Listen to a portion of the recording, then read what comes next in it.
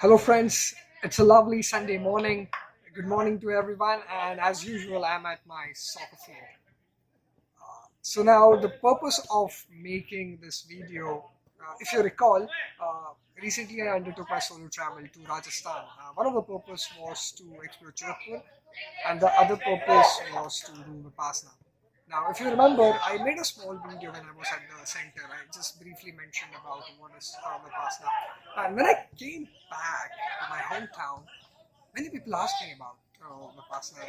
Shivam, tell me, how was your experience? So my answer to them was very common. Vipassana is such a deep thing that my words will be, if whatever I speak, no matter how good I speak, it will not justify Vipassana because it's so deep. You know, Vipassana traces back its history to Vedas. Even Vedas have mentioned about Vipassana, and later, because of some reason, it got faded away from the society. But Gautam Buddha, the great man, when he came on this planet, he rediscovered this technique. So now, if we say Vipassana, most of the people connect it with Buddhism, but that's not true. Vipassana is much more than that. It is not about Buddhism. It is about humans in general. So I will give you the one big reason why you should go for Vipassana. So before that, yes, what is Vipassana? Vipassana is a meditation technique which was rediscovered by Gautam Buddha 2,500 years ago. And the ultimate goal of the Vipassana is to make your subconscious mind, in Hindi it loosely translates to man. When we say about man, in English we mean to say about subconscious mind. So the goal of Vipassana, the ultimate goal of Vipassana is to make your subconscious mind free of negativity, free of negative emotions. Now, to be honest, I have not achieved that ultimate goal, but that should not deter you from doing Vipassana. I'll tell you the reason why you should go for it, even though I have not achieved that ultimate goal. You know, humans are made in such a way that human life is made in such a way that we in our life, when we go through life, we are faced by ups and downs. Now, just both ups and downs are extremities, and both are not good, to be honest, if we are not able to manage it properly. Uh, you can find a lot of examples where very successful people have just been grounded pretty fast, just because they were not able to handle that success. And same goes for failures. Many people, when they face a divorce situation in their life, when they face difficult situation in their life, they they become overwhelmed. They take a wrong step. Some people even decides to end their life. That's sad, but that's true. So Vipassana is a practical way. As a practical way, I'm stressing to this word practical is because I'll explain you in the later stage why it is a practical way. Now, Vipassana is a practical way of dealing with ups and downs in your life. It's the same way like when you play soccer. If you want to be a good soccer player, you can't directly go to pitch and play soccer. Before that you have to do drills. You have to do dribbling drills. You have to do defending drills. It does at whatever position you play. Depending on that, you have to do the drills. The same way when how can you think that you will go into your normal life and you will live that life in a carefree way? Not possible. You have to prepare for it.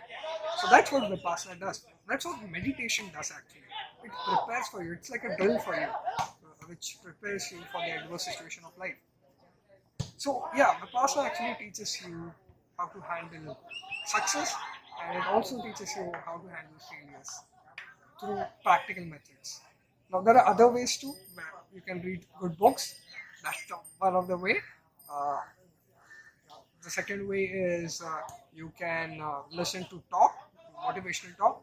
But what I found from my experience is that this methods, they eventually doesn't long last.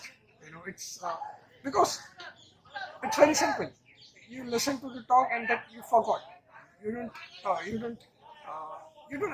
It's like if you want to. If I want to give you an analogy, like it seemed like reading about swimming and going into the water and thinking that I will not drown. No, that's not possible. You have to go into the water and you have to swim.